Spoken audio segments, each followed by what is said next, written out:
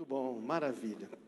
Então, nós queremos receber, que sem mais delongas, nossos convidados aqui, o pastor Jack Gustafson, sua esposa Linda, pode subir aqui, por favor, e a Juliana também, que está acompanhando eles.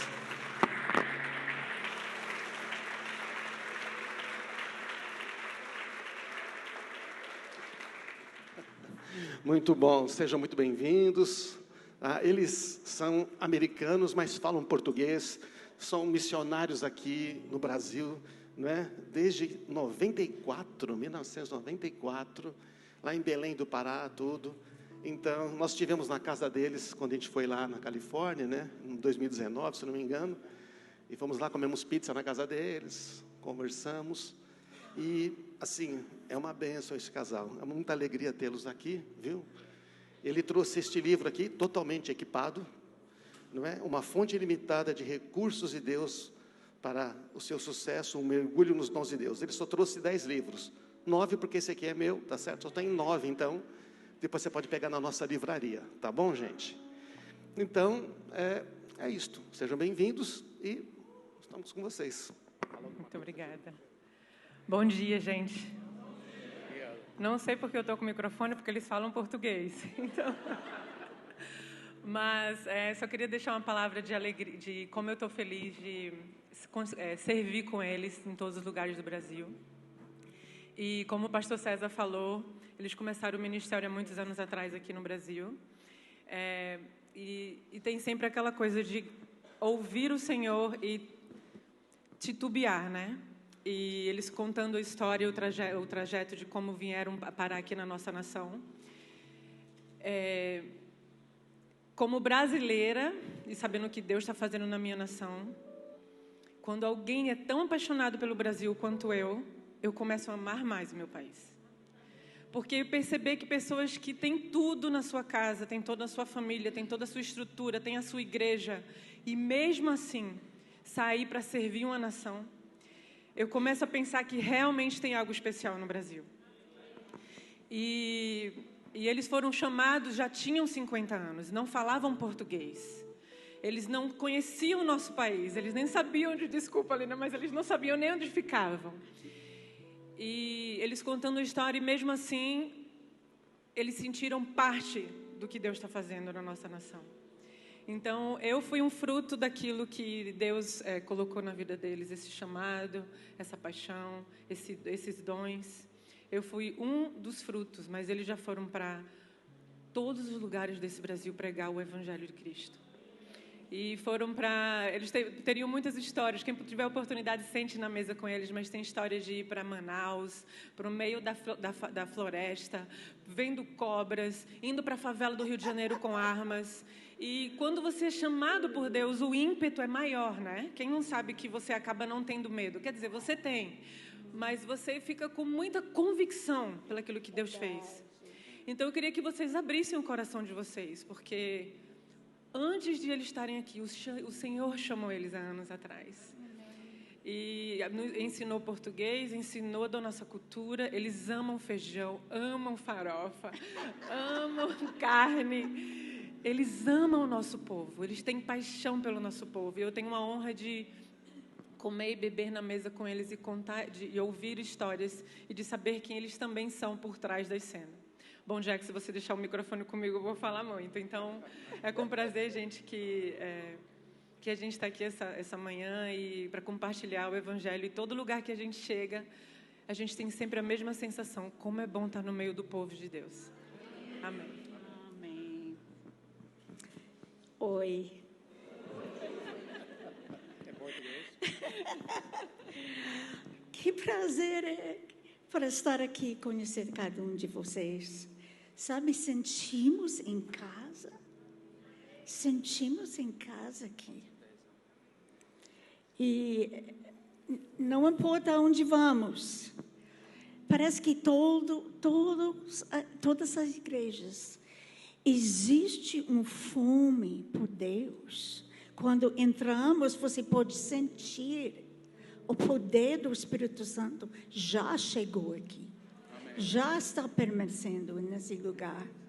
E vocês têm uma fome e sede por Deus. Para cada vez vocês estão aqui reunidos, você tem certeza que vocês vão encontrar Deus mesmo.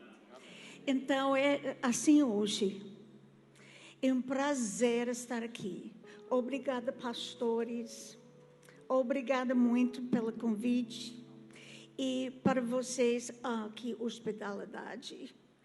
Não tenho palavras. Então, muito obrigada por estar cada um de vocês. E Deus abençoe cada vida. Você tem muitos trabalhos espalhados através dessa cidade e essa região. E eu oro que Deus vai te usar. Vai abrir a tua boca. Vai encher a tua boca com a bondade de Deus. Porque Ele vem logo. E vamos fazer uma colheita. Amém. Vamos preparar ver o Senhor logo. Amém. Deus te abençoe.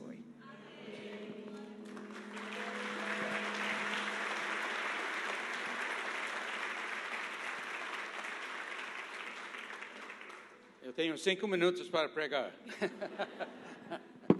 Não, o pastor falou que ele nem falou do horário. Então, ele só falou que o Espírito Santo está aqui, escute ele. É não somente privilégio, mas uma grande honra estar aqui. Ouvimos de sua igreja várias vezes, porque seu pastor César e a esposa estavam em nossa casa, não me lembro quanto tempo atrás, e Arnaldo e Sue estavam em nossa casa, e conhecemos eles por muitos anos, e pretendemos ir para a casa deles por muito tempo, para visitar. Não para muito tempo para ficar. Não, eu acho que vamos mudar da ideia e ficar 1 mês agora.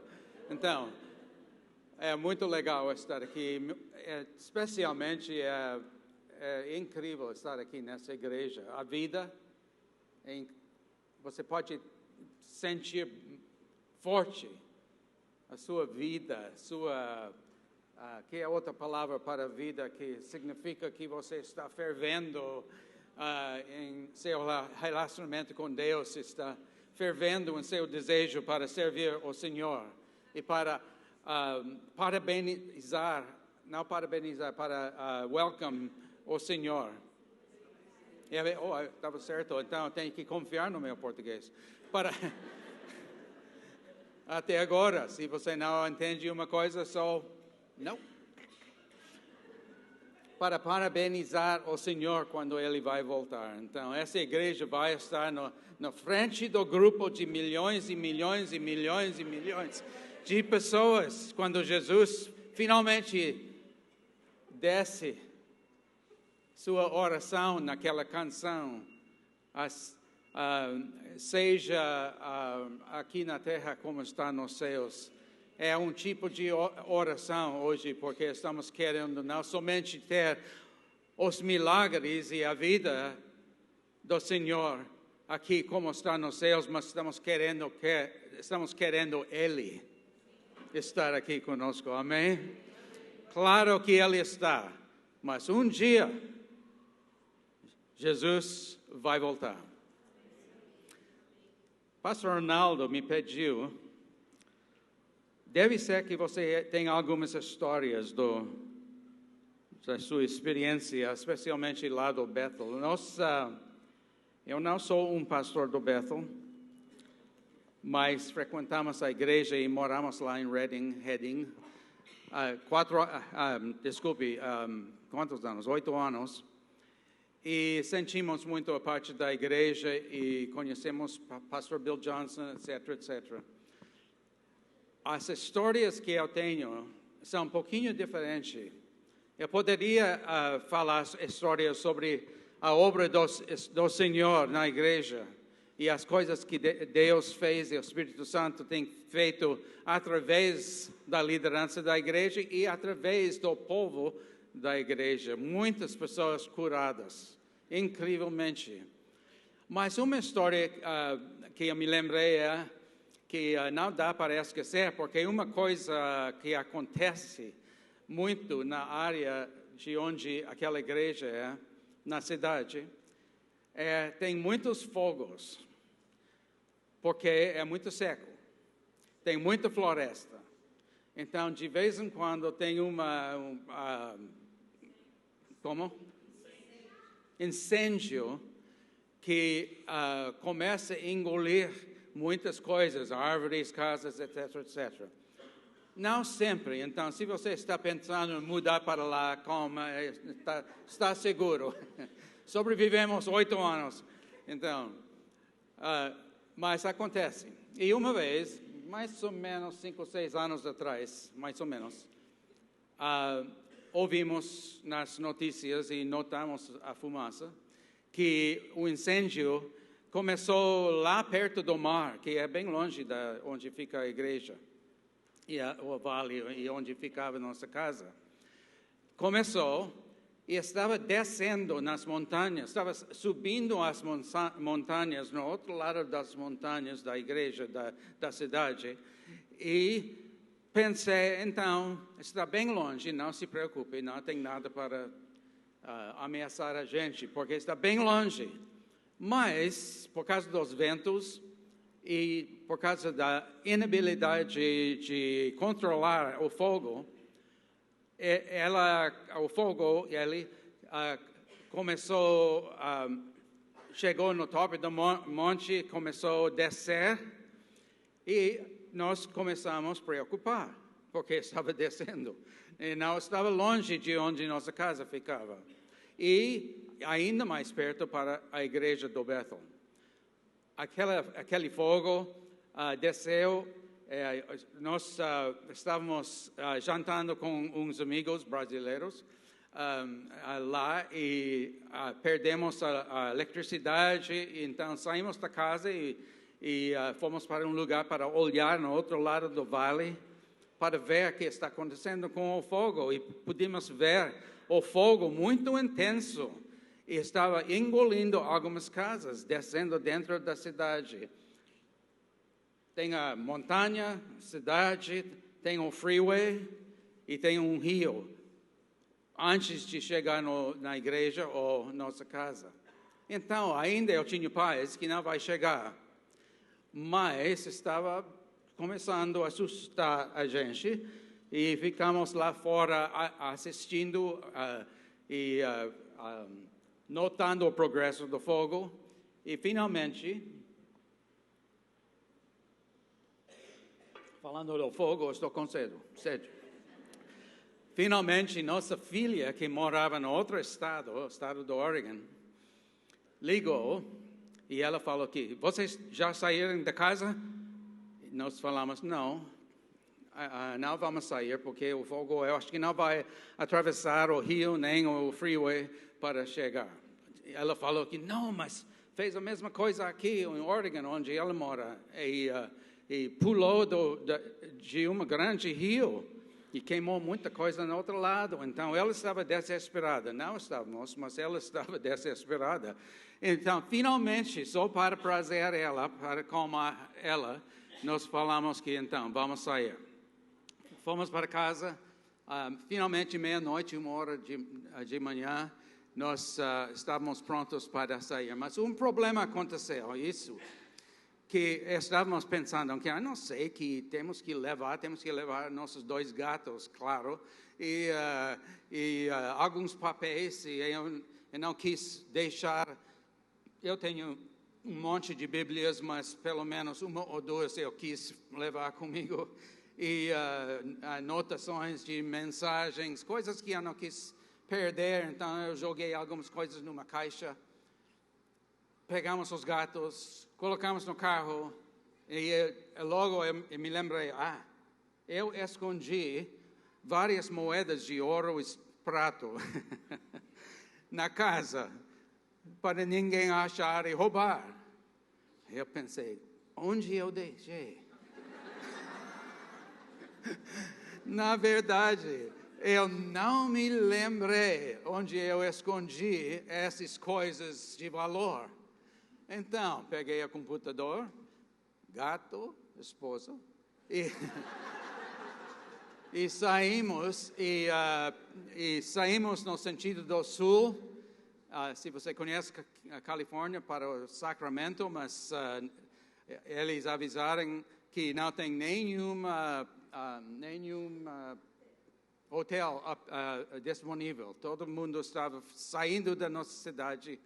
Provavelmente 60% do povo saíram. Então, nós finalmente, em outra cidade, pouco longe da estrada principal, nós achamos um quarto. Fomos lá, foi horrível.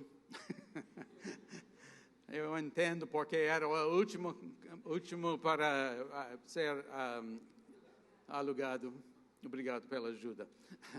E eu não consegui dormir, mas acordei, me levantei, eu deixei minha esposa dormindo, os gatos dormindo, e às 10 horas levantamos, fomos para o restaurante tomar café, e lá eu estava lendo toda coisa no telefone sobre o fogo e parecia que estava parado.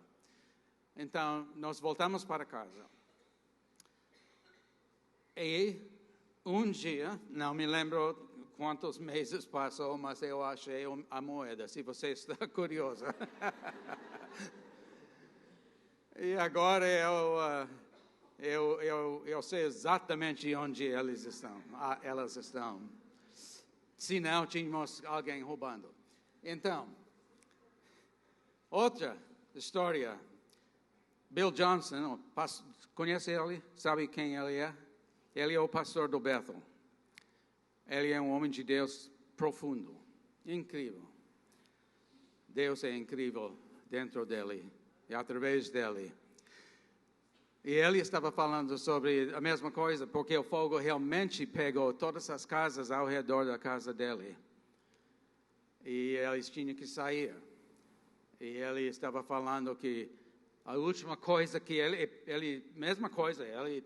estava pensando que eu preciso de levar comigo, e ele pegou algumas coisas, colocaram no carro, eles começaram a sair, eu acho que a esposa já saiu, não sei com certeza, e não importa. E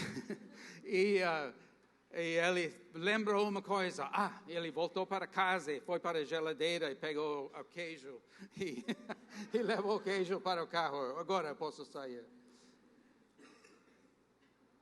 Pegou o queijo, esqueceu a esposa.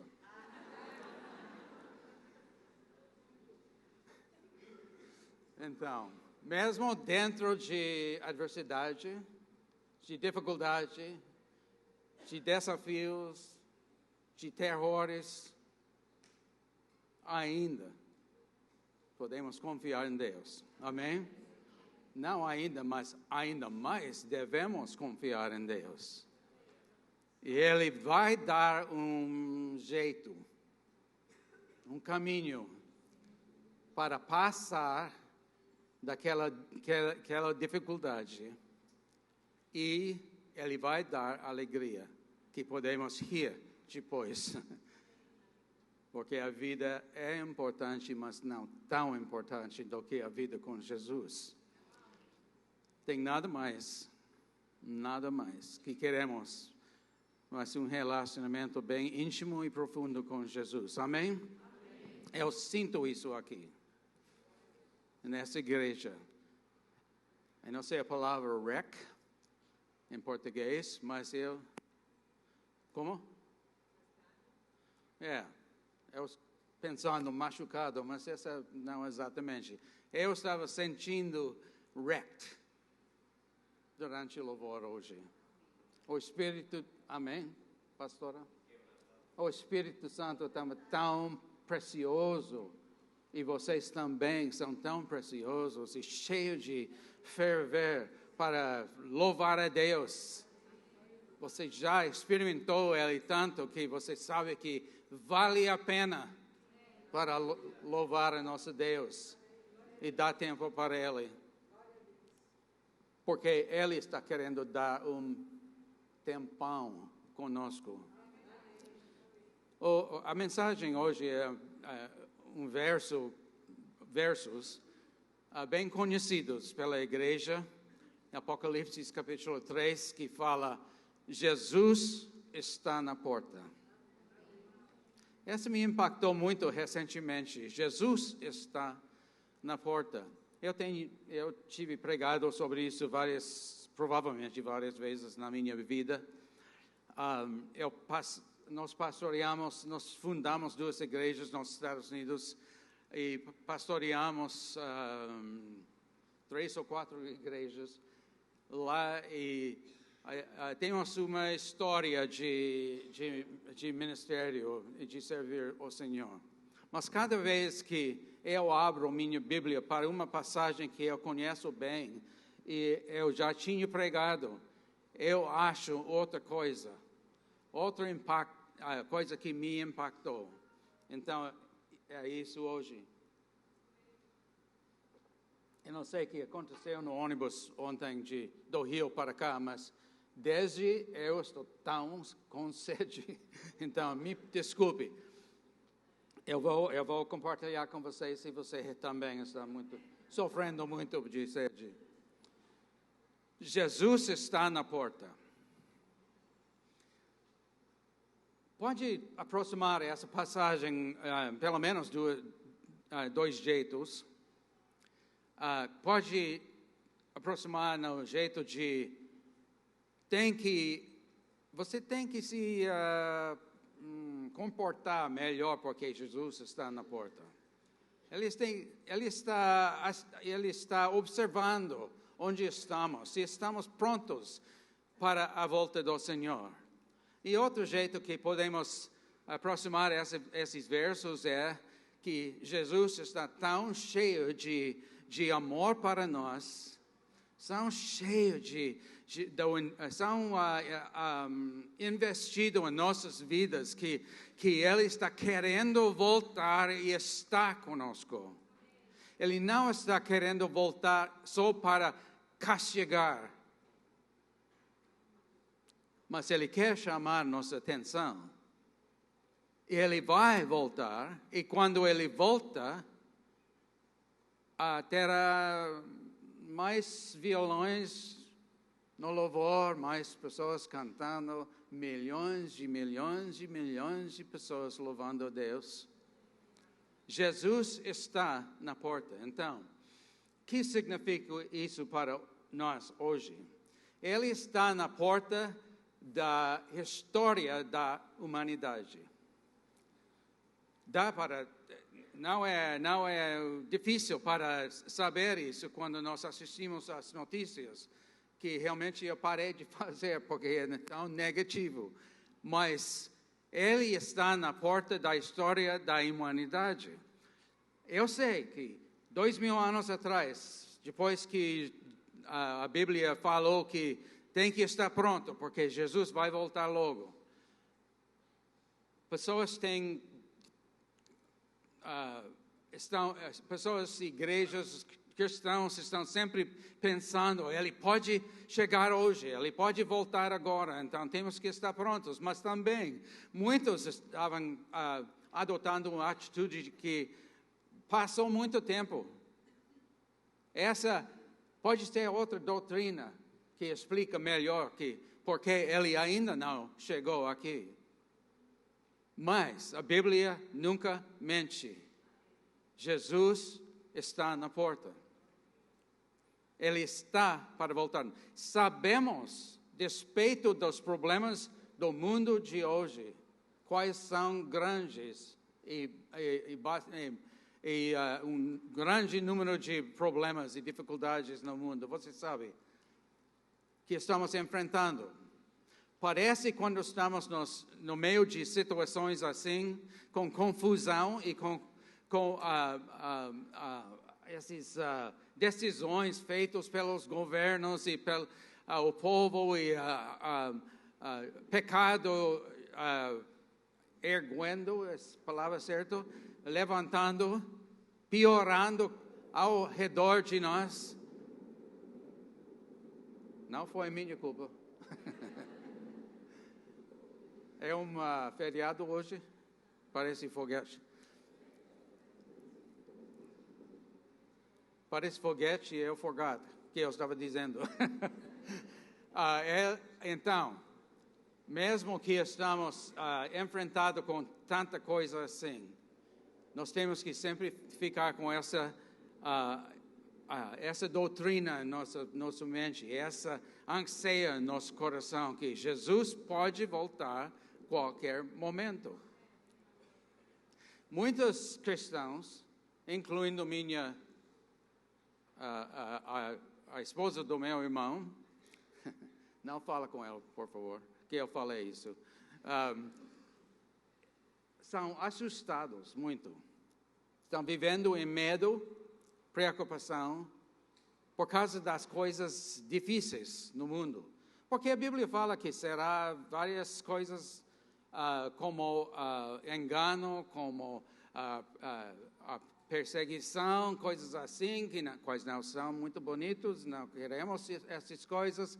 E várias pessoas ficaram assustados, preocupados, incluindo a minha... Como? Cunhada. Obrigado. Eu sei a palavra claro, mas aos momentos... Eu sou como o nosso presidente Joe Biden. Ele esquece que ele está para dizer. Eu não sou assim. Então, e você pode aproximar a esse assunto. Então, o que eles fazem? Porque eles têm medo de que vai acontecer nos fins dos dias. Eles estão muito ansiosos para a volta do Senhor Jesus. Isso é bom. A Bíblia fala que temos que estar prontos, esperando a volta do Senhor. Mas se nosso motivo é para escapar, ser salvo das dificuldades que vêm, isso não é bom. Nosso motivo deve ser porque é Jesus que vai voltar e vamos estar com Ele. Amém? Despeito que está acontecendo ao redor de nós. Se você está querendo Jesus voltar para salvar sua vida de dificuldades de hoje, você tem que mudar um pouquinho. Eu quero a volta do Senhor Jesus. Eu quero experimentar a volta do Senhor, porque é Jesus Cristo que já me salvou, que tem transformado a minha vida, que tem tanto amor para nós. Eu quero estar com Ele para sempre. E vamos. Então, Ele está na porta da história da humanidade. Para falar sobre as coisas difíceis, podemos saber que o diabo está revoltado esses dias. Uma razão que ele está revoltado é que também ele tem acesso da televisão. Ele sabe que está acontecendo em várias igrejas ao redor do mundo. E quando você olha para a igreja aqui, e várias igrejas no mundo inteiro, como Bethel, como essa igreja, como várias outras, você pode concluir que tudo vai dar certo. Mesmo se tem dificuldades, a igreja está se levantando com grandes canções de louvor e uma expectativa do Senhor voltar. Não somente para resgatar a gente da dificuldade, Ele está voltando para estar conosco. Então, esse verso realmente fala isso. Ela fala, eis que estou à porta e bato. Mas não para bater ninguém, não para machucar ninguém por causa dos erros que cometemos, porque nós fizemos uma coisa errada, Ele está na porta e bato. Se alguém ouvir a minha voz e abrir a porta, o que Ele vai fazer? Ele vai entrar e ceará conosco. Então, isso é o motivo para a volta do Senhor Jesus. Não é para sacudir a igreja, mesmo que vamos estar sacudidos em várias maneiras, mas é para ceará conosco. É para estar conosco. Porque Ele ama tanto. Então, essa época em que vivemos é muito marcado pela decepção. A Bíblia fala também nas palavras de Jesus que vai ser, não deixe ninguém enganar você, Ele falou. Ele estava falando sobre a volta dele no futuro, e Ele falou que uma marca da volta do Senhor Jesus será engano. Podemos ver isso hoje. Grande decepção. Até pessoas estão duvidando se ele é homem ou ela é mulher. Baseada na mentira do diabo, em vez de ciência, ou a maneira que Deus tem criado nós. Decepção.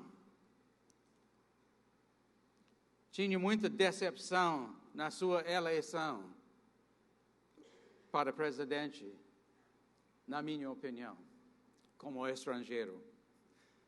Tinha muita decepção nos Estados Unidos, na última eleição também.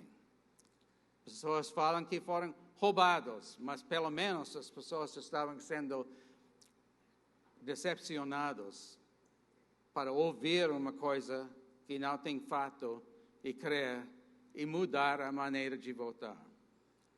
Eu geralmente não falo nada sobre eleição porque é muito perigoso. Mas até algumas igrejas, eu li uma coisa recentemente, eu acho que uma grande denominação batista nos Estados Unidos estão mudando os credos dele baseado da decepção acontecendo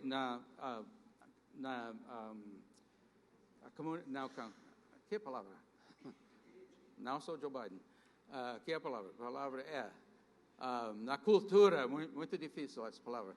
Na cultura de hoje, muita decepção. Então, vamos seguir na frente.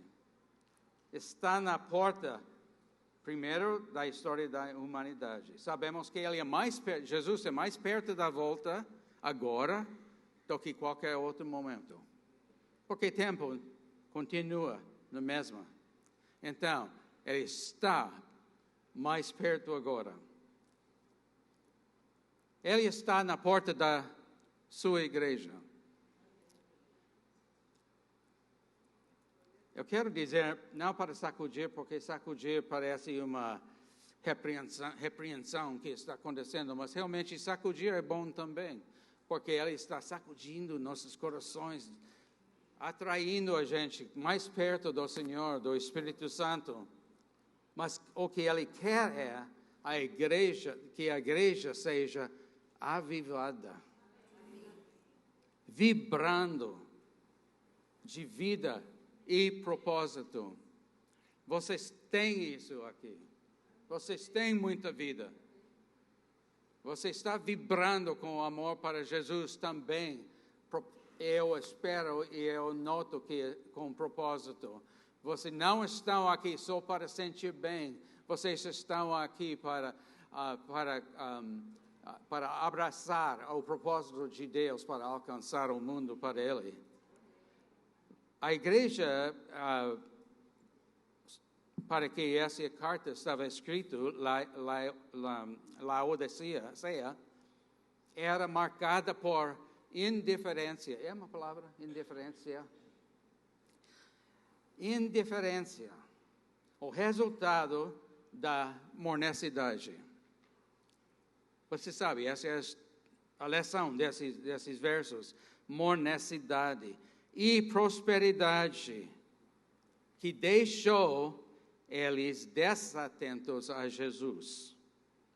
Mas Jesus notou isso, ele falou que você diz, estou rico. Eles estavam concluindo que não precisamos de mais de nada, somos ricos. Mas ele está dizendo, não, se você está satisfeito onde você está agora, em seu relacionamento com Jesus e também qualquer outro relacionamento, você vai começar a sentir ou experimentar essa mornecidade. Tem que manter a paixão para Jesus, para o que Ele quer fazer, o que Ele vai fazer. Então, Jesus falou que conheço as suas obras. Você diz, eu não preciso de nada, mas conheço as suas obras, Ele falou. Mas alguma coisa estava faltando. Eles tinham uma condição terminal.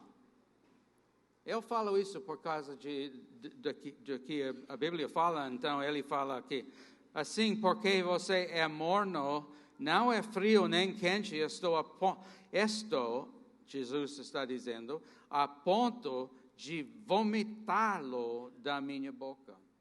Eles estavam num momento com uma condição terminável em respeito do relacionamento com Jesus.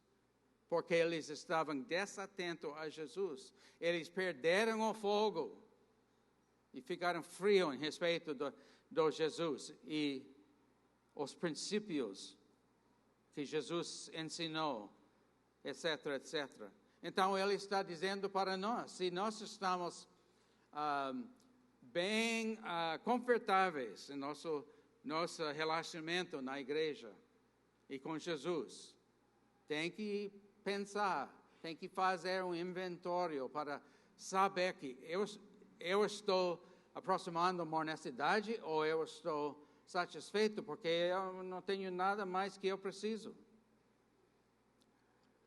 E terceiro, ele está na porta da sua vida, não somente a igreja, mas a sua vida. Ele sabia o perigo de perder intimidade com ele. O perigo de perder intimidade com ele ele vai cuspar a gente da boca dele. É muito negativo, eu sei. E eu sei, mas eu tenho toda a confiança que todos vocês estão tão amando Deus e tão querendo Deus e tão convencido que você precisa de Deus, que você nem é perto de esse tipo de mornecidade.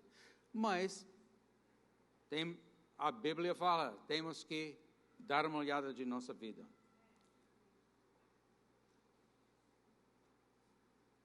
O que ele está dizendo, o que eu senti que ele estava dizendo para mim é, não somente ele está na porta, mas a hora chegou. Jesus está na porta. A hora chegou. Ele está ansiando comunicar para a igreja, olhe, tem que prestar atenção, tem que dar um inventário da sua igreja, da sua vida, tem que dar uma olhada, tem que medir que você está perdendo amor para Jesus, se você está crescendo ou perdendo a experiência do fogo do Espírito Santo em sua vida. Tem que dar uma olhada. Não uma coisa negativa, uma coisa bem positiva. Porque a hora chegou, está chegando. Ele quer relacionar forte e íntima com a sua igreja. Eis que estou à porta e bato. Me lembra de um outro verso em 1 Reis, capítulo 18, verso 21, quando o profeta Elias estava falando com os profetas de Israel, e todo o povo de Israel, E ele perguntou a eles, ele falou que até quando você vai oscilar entre duas opiniões? Uau, é boa resposta. E realmente, o povo de Israel não respondeu nada. Incrivelmente, nem respondeu. Eles estavam guardando todas as opções. Ele, não sei se eu quero fazer uma decisão agora, porque se eu escolho Deus, é possível que eu vou perder alguma coisa do Baal, esse outro Deus que eles estavam servindo. Então, eles não responderam. Elias fez a resposta para eles, porque ele convidou, bonzinho profeta, ele convidou todas as 400 ou mais, não me lembro quantos profetas do Baal, 440, uma coisa assim, para subir na montanha, vamos fazer um teste. Então, sabe a história, ele provocou eles, profetas de Baal, para preparar um altar e colocar as lenhas de madeira e chamar o Baal para incendiar a oferta. E eles começaram a chamar e dançar e gritar e se machucar, tentando convencer esse Deus Baal para responder. Somente um fogo, Baal, porque está demorando. Mas ele não respondeu nada. Que é o jeito de falsos deuses. Deuses falsos. Isso é o jeito deles. Pessoas dão muita atenção de outras opiniões na vida, mas eles não respondem. Então, quando ele reconstruir o altar de Deus naquela montanha, Elias construiu. Ele fez muito difícil para Deus responder com fogo. Sabe a história? Ele colocou, muito, não me lembro quanto, vasos de água sobre as lenhas e ele dificultou a possibilidade que Deus poderia ganhar esse convite, causa, desafio, a palavra eu estava querendo achar, mas eu achei ali. Então, aconteceu, o fogo caía, tudo foi consumido, e o povo de Deus, de Israel, finalmente falaram que, sim, o Senhor é Deus, não é Baal, o Senhor é Deus. Eles estavam muito inteligentes, eles pegaram esse desafio. Então, a mesma pergunta nós podemos nos perguntarmos: até quando você vai balançar ou vacilar entre alguma outra fonte para satisfazer suas necessidades ou seus desejos, ou Deus? Ou você vai colocar toda a expectativa em Jesus?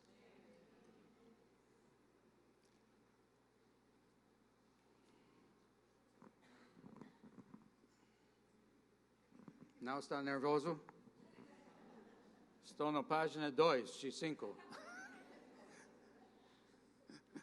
Eu nem sei que eu escrevi na quinta página, então não se preocupe. Uma indicação de que Jesus está querendo comunicar com teu povo. Como eu falei várias vezes, não era para castigar, mas era para desafiar eles, sacudir eles para, olha, você tem 2 jeitos, 2 caminhos, que você vai escolher. escolher. Então, podemos saber mais sobre o que ele estava mostrando para o povo pelos nomes dele. Os nomes dele são, nesse verso, é assim. Estas são as palavras do Amém. Primeiro nome. Do Amém. Segundo nome. A testemunha fiel. Terceiro nome. E verdadeira. Terceiro nome. O soberano da criação. Ele é o Amém. Estratégia. Ele estava revelando a estratégia de vencer essa câncer de mornacidade. O alvo dele era para o povo dele sair como todos vencedores. Então, como é que eles podem vencer? Esta estratégia é revelada no nome o Amém. O Amém significa definitivo, certo. Ele não estava vacilando. Num mundo vacilando entre coroando o Rei Jesus em sua vida, ou comprometendo com outras influências na sua vida, permitindo a diabólica inversão das coisas verdadeiras à verdade, Jesus, Deus, o Amém, nunca muda. Ele é o Amém. Não tem mais preciso de dizer. Ele é o Amém. Ele é a verdade. Tem pessoas duvidando a verdade tanto no mundo, mudando a verdade tanto no mundo. Eu não sou muito velho, mas eu me lembro quando eu era criança, as coisas que eram erradas, até pecados. Eu fui criado numa igreja que pregou sobre pecado, às vezes. E as coisas que eram erradas agora são aceitáveis. E, em fato, passamos esse momento, não somente aceitáveis, mas essas coisas são encorajadas. Então, tem que viver assim. Você tem que sair e mudar sua aparência para parecer, pelo menos, um homem ou menina. Se você quer fazer essa mudança, você tem o direito, é sua escolha. Não somente sobre isso, mas sobre muita coisa. E nós temos que dar uma olhada nas nossas próprias vidas também, porque às vezes, não, sempre, durante a história, sempre, o que era pecado ou errado tem sido aceitado. Amém? Tem um verso que fala sobre isso, mas eu não achei no último momento. As coisas que eram mal, agora são consideradas boas. Mas ele, com Deus, não é assim. E não é que Deus é muito velho, claro que ele é velho, não tem idade, mas não é que ele é muito fora que ele está muito do passado e muito tradicional, e ele não aceita as coisas contemporâneas, uma coisa assim. É porque ele é o Amém. Não tem nenhuma coisa, nenhuma mentira, nenhuma coisa errada dentro dele, nem no pensamento dele, nem na maneira que ele trata pessoas. Ele é o Amém. Pode confiar. Ele é o mesmo. A posição dele é definitiva. Ele é o mesmo. Hoje, ontem, hoje e para sempre. Ele é a âncora que dá uma estabilidade para nossas vidas. Quando não temos nada concreto, a vida não vai durar. Quando pensamos que, mas mudou, a cultura mudou e agora aceita isso. E nós começamos a mudar também para aquela direção. Ou deixar nossas famílias cair naquele buraco. Não tem chance. Devemos ter essa referência sólida em nossas vidas. Deus é o Amém. Segundo, testemunho fiel e verdadeiro, cujas palavras são certas. Pode confiar. Ele nunca mente nem finge.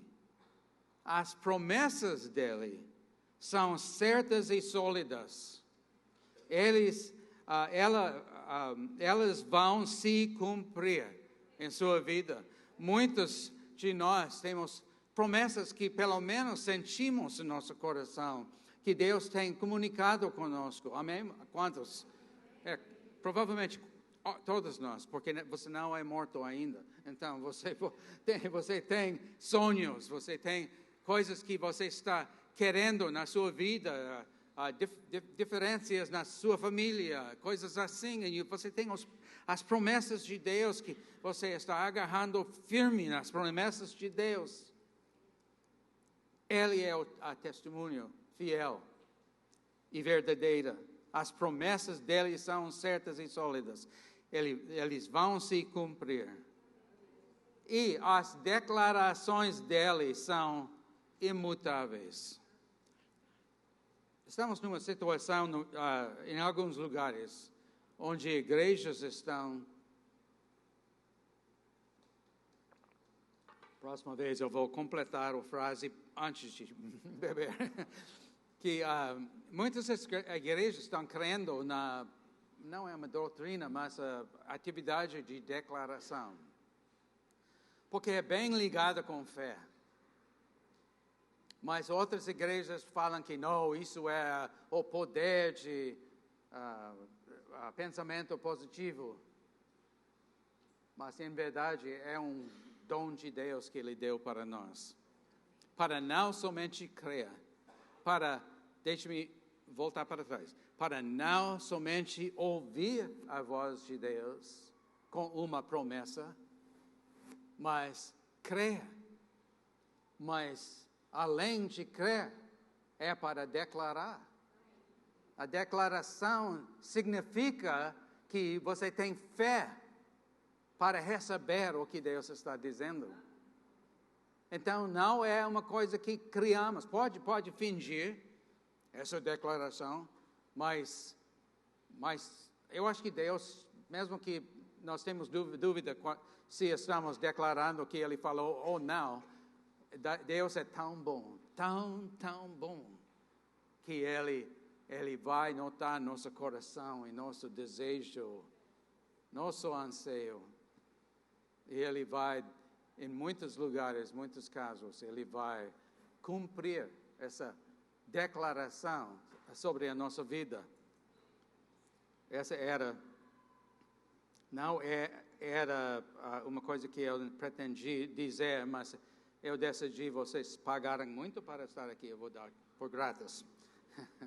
O último nome dele é o soberano. Você sabe a palavra, soberano. Ele não é ninguém mais alto, mais definitivo do Senhor. Ele é soberano. Você não tem outra. A Google não vai ajudar. Você pode fechar seus ouvidos a Deus, a Jesus, mas não tem ninguém mais sábio do que Ele, que conhece mais sua situação, que conhece mais seus desejos do que Ele.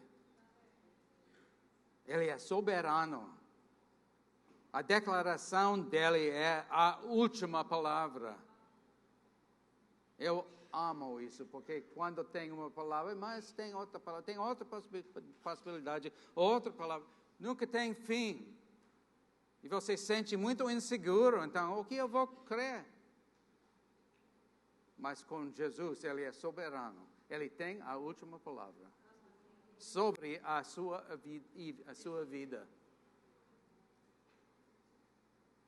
Ninguém mais sábio, ninguém mais capaz para preservar a minha vida, proteger a minha família ou satisfazer as minhas necessidades. Só Jesus. Então, vale a pena, mesmo que não é uma pena, para confiar em Jesus. Ele está na porta. Tem que reavivar, obrigado. Tem que reavivar sua expectativa, sua fé, sua confiança nele. Seja convencido que ele está querendo cumprir o que ele falou com você. Eu vou pular, porque a folha está querendo voar. Vai lá.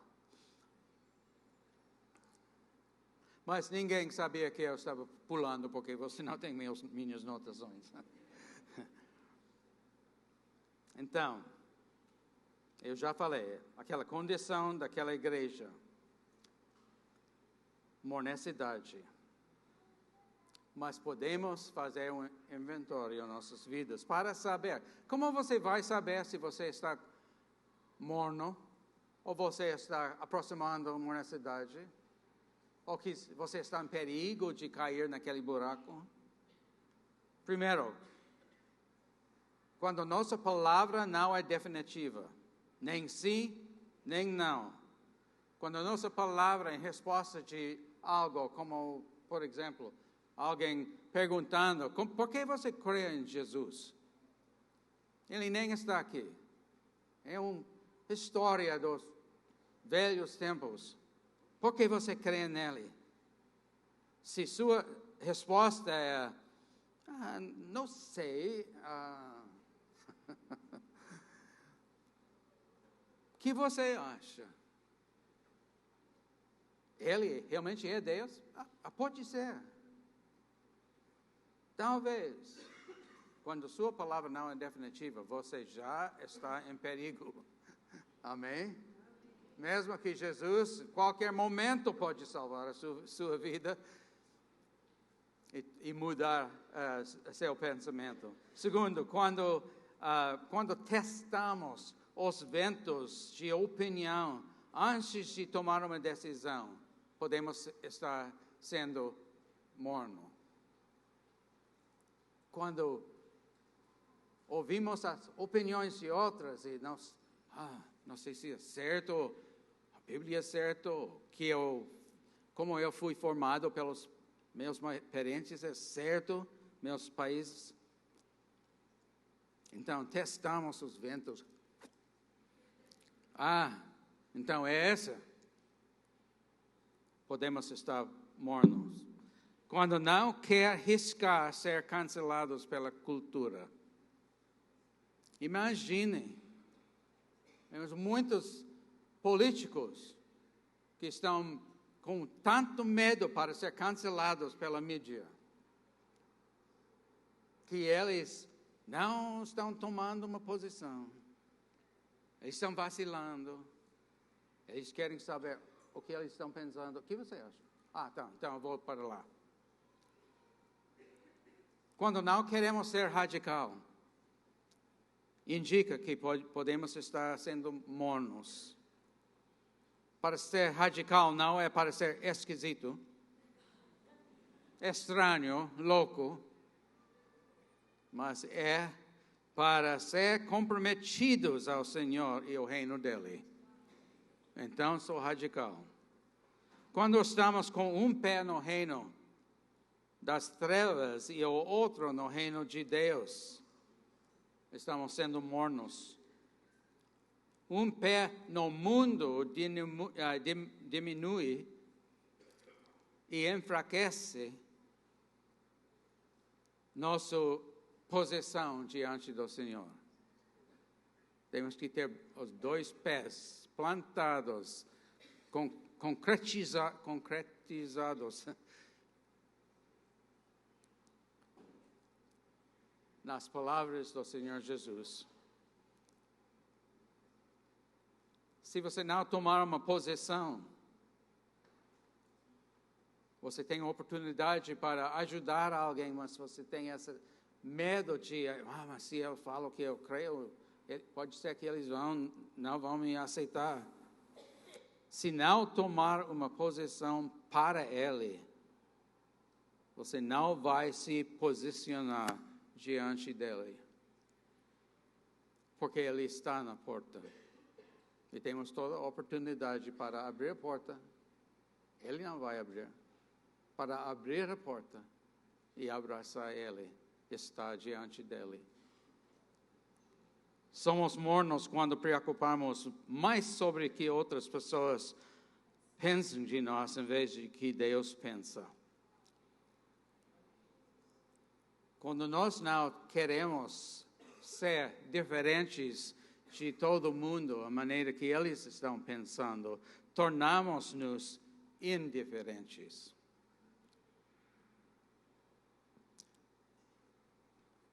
Ainda está me entendendo? Você está ainda querendo que eu acabar? Quase.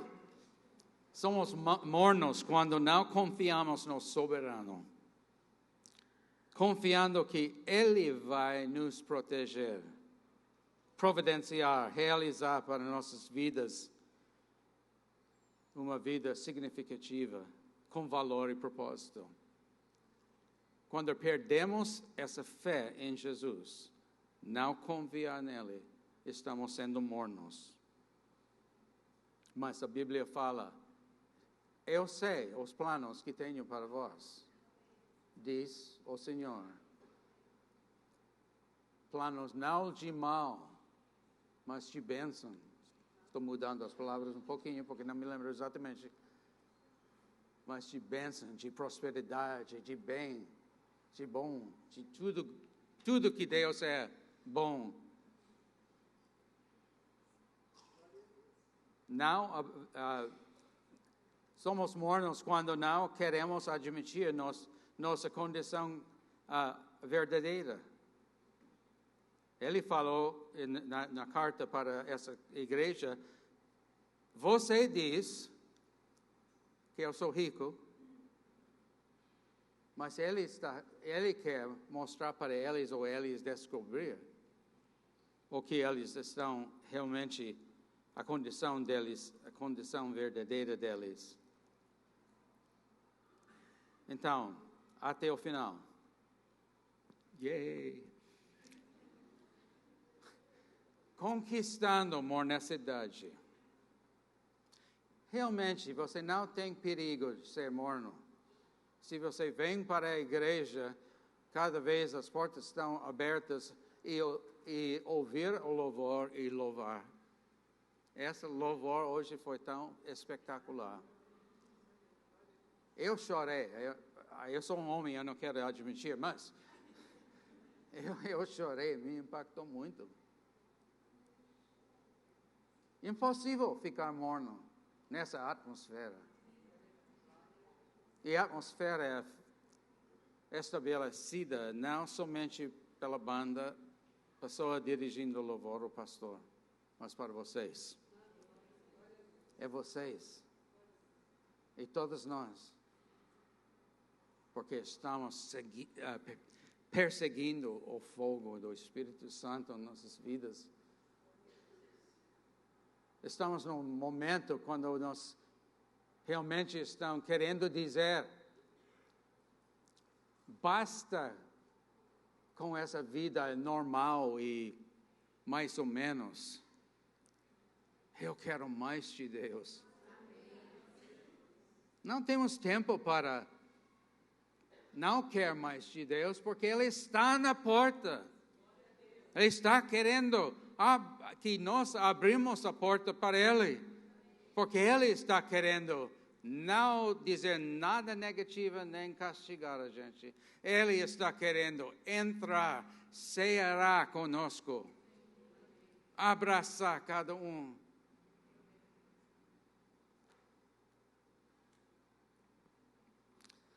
Para conquistar a honestidade, a primeira coisa é não evite o fogo. Ele escreveu 3 coisas aqui. Dou-lhe este conselho. Então, conselho significa tem que prestar atenção. Esse conselho: compra de mim ouro refinado no fogo, e você se tornará rico. Compre roupas brancas e vista-se para cobrir a sua vergonhosa nudez. E compre colírio para ungir os seus olhos e poder enxergar. 3 coisas que vão garantir que vamos sair da mornecidade e vamos evitar a mornecidade. As 3 coisas. Não evite o fogo. Valoriza mais a aprovação de Deus do que as outras pessoas. O fogo, às vezes, é porque outras pessoas estão xingando a gente, dizendo: por que você crê em Deus? Você não tem nada para mostrar que você tem um fato, evidência que Deus existe, ou que eles estão dizendo. Então, isso é um tipo de fogo. Essa essa coisa em nossas vidas que está atraindo a gente para ignorar nossa vida espiritual e perseguir uma vida material, por exemplo. Ou quando estamos mais interessados nas opiniões de outros do que a opinião de Deus. É um tipo de fogo. Dificuldades também é um tipo de fogo. E, geralmente, como o fogo estava descendo aquela montanha, não exatamente como nós, porque não quisemos sair, mas por causa de nossa filha, vamos jogar ela embaixo do ônibus. Por causa ela falou: tem que sair.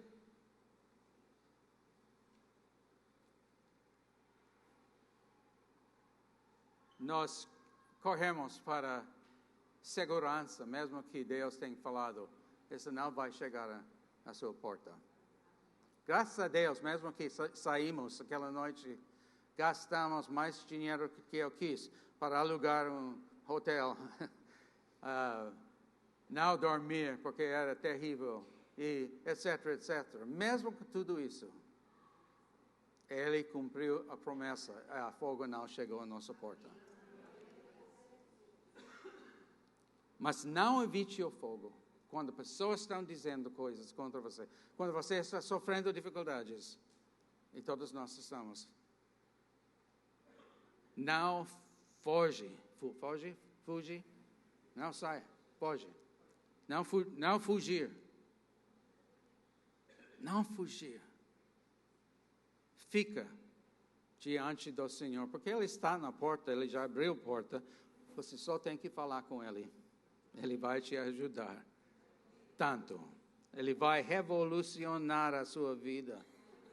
Sua vida valoriza mais passando pelo fogo do que submetendo as opiniões de outras pessoas. Não tenha medo das opiniões dos outros. Só pelo fogo que pode sair os poluentes do ouro. Deixe Deus valorizar a sua vida. Aquele que quiser salvar sua vida vai perdê-la. Mas aquele que perder a sua vida por minha causa, a salvará. E o segundo final. Essa é muito pouco, essa. Nem presta. Estava tentando escrever algumas coisas. Hoje, na madrugada, eu decidi não, porque eu vou falar mais do que eu preciso. Já. Se a aprovação dos outros tem tanto valor, você vai ser viciado pela aprovação. Entende o que eu estou pensando, dizendo? Ou é impossível saber o que eu estou pensando? Muitas pessoas estão viciados nas opiniões de outros, porque eles não querem parecer fora da normal ou do modo de hoje.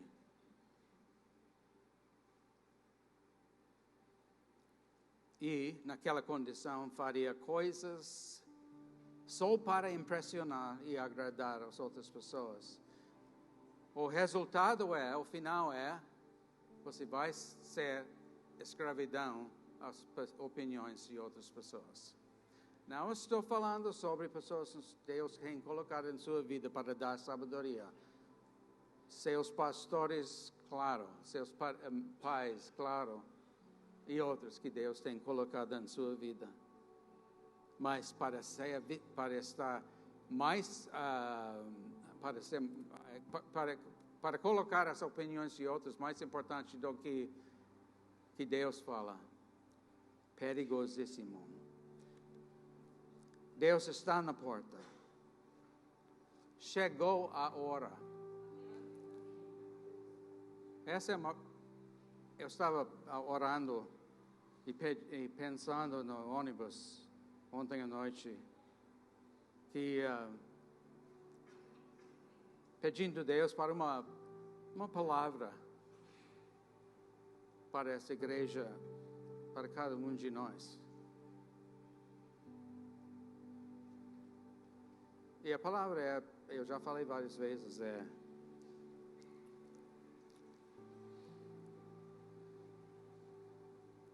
eu falei outra maneira, mas sua oportunidade está chegando. Ele já está na porta. Ele está lá com toda coisa que você precisa.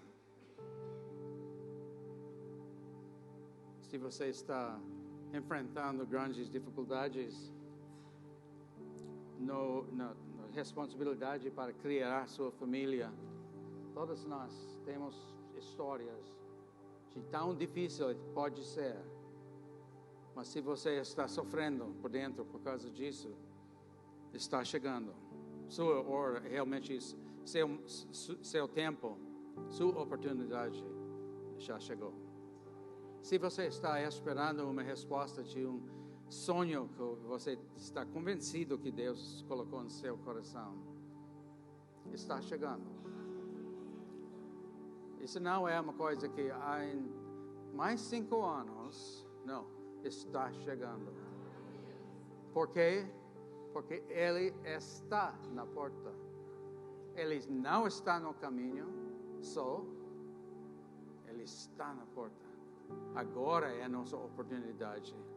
Fica em pé comigo, por favor.